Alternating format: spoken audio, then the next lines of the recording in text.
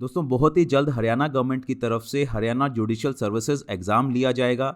ऐसा एक्सपेक्टेड है कि अराउंड 250 सीट्स जो हैं निकाली जाएंगी हरियाणा जुडिशरी के लिए, और उसकी नोटिफिकेशन जो है हो सकता है जनवरी में या फिर फरवरी 2021 में हो सकती हैं, पॉसिबल है।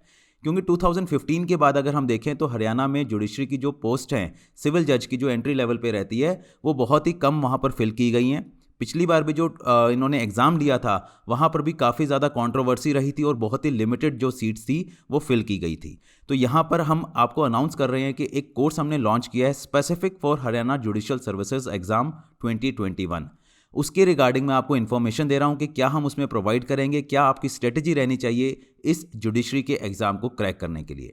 तो सबसे पहले तो स्टेजेस जो आपको बहुत सारे लोगों को पता भी है, जो नए हैं इस प्रिपरेशन में उनको मैं बता दूं, तीन तरह की इनमें तीन स्टेजेस पे रहेगी आपकी प्रिपरेशन। पहले रहेगा प्रीलिम्स, फिर जिनका प्रीलिम्स क्लियर हो जाता है वो मेंस के लिए अपीयर होते हैं, और जिनका मेंस क्लियर हो जाता है वो फिर इंटरव्यू में वहाँ पर अपना इंटरव्यू देते हैं।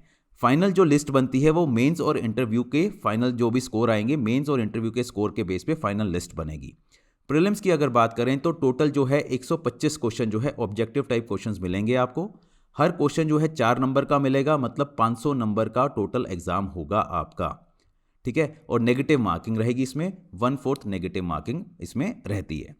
जो क्वेश्चंस होंगे प्रिलिमिनरी एग्जाम के, उसका जो सिलेबस रहेगा वो सेम सिलेबस रहेगा जो मेंस एग्जाम का रहता है।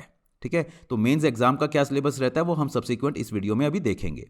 स्ट्रक्चर जो है प्रीलिम्स में जो 125 क्वेश्चन की हम बात कर रहे हैं, 110 से 115 क्वेश्चन तो आपको मिलेंगे लॉ से। लॉ के कौन कौन से टॉपिक होंगे वो अभी हम बताते हैं आपको। और 10 से 15 जो क्वेश्चन होंगे वो जनरल नॉलेज के ऊपर होंगे, इंक्लूडिंग करंट अफेयर्स। तो हो सकता है कुछ हरियाणा स्पेसिफिक भी आ जाए, या फिर कोई करंट अफेयर जो भी चल रहे हैं आजकल इंडिया में या अब्रॉड, या फिर स्टैटिक जीके के ऊपर भी क्वेश्चन आपको पूछे जा सकते हैं। 10 से 15 क्वेश्चन ही होंगे, 125 में से ज़्यादा नहीं होते। लॉ के सब्जेक्ट्स पे आते हैं।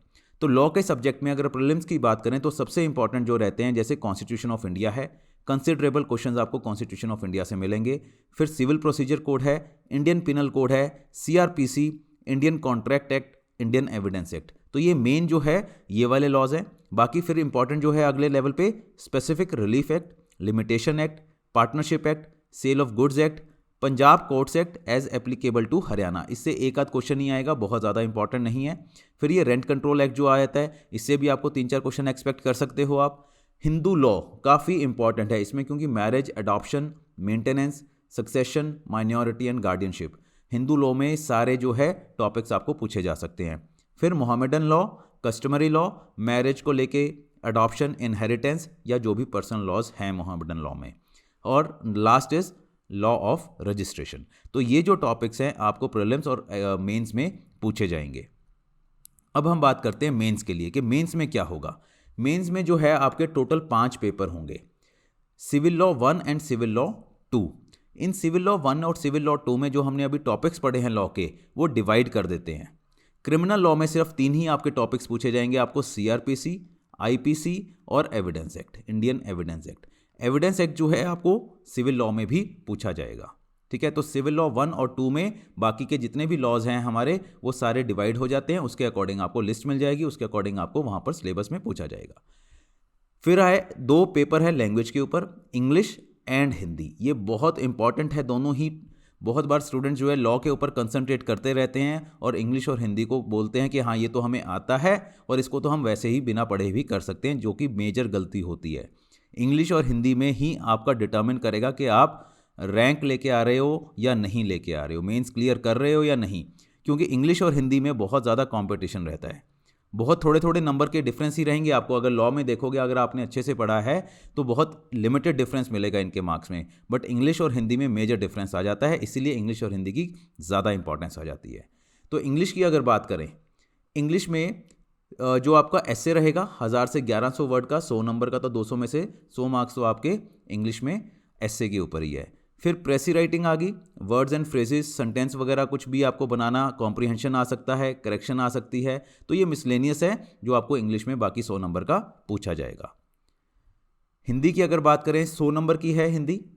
ट्रांसलेशन आपको मिलेगी वहाँ पर, इंग्लिश पैसे से हिंदी में आपको कन्वर्ट करना होगा, 20 नंबर की। कोई प्रोज पोट्री वगैरह कोई आ जाती है हिंदी पे 30 मार्क्स की, और बाकी ग्रामर जो सी है, ऐसे ईडियम्स वगैरह सब मिला जुला के ये अराउंड 50 मार्क्स का बन जाता है। ये टेंटेटिव है, 5-7 नंबर ऊपर नीचे इन चीज़ों में हो सकते हैं। तो ये स्ट्रक्चर है आपका इंग्लिश और हिंदी का।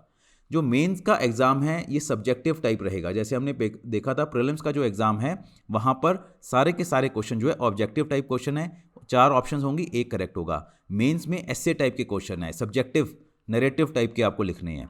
खास बात क्या है हरियाणा के जुडिशरी एग्जाम में, यहाँ पे आपको बेयर एक्ट जो हैं वो प्रोवाइड किए जाएंगे। आपको बाहर से कुछ नहीं लेके जाना मटेरियल। हर जो बेयर एक्ट होगा, जो भी लेजिस्लेशन है, जो भी उसकी इनेक्टमेंट है, इंक्लूडिंग जो भी आपकी अमेंडमेंट्स हुई हैं, वो सभी की सभी आपको वहाँ पर प्रोवाइड की जाएंगी।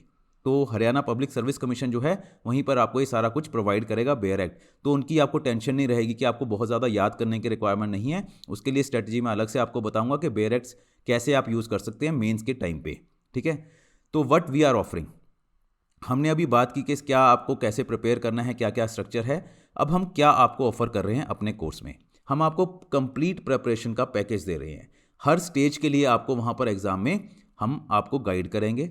प्री रिकॉर्डेड वीडियोस हैं हमारे, जो आपको प्री के लिए भी और मेंस के लिए भी मिलेंगे। पूरे हमारे एप्लीकेशन पे आप देखेंगे सारे के सारे वीडियोस हर टॉपिक के लिए आपको प्रोवाइड किए जाएंगे।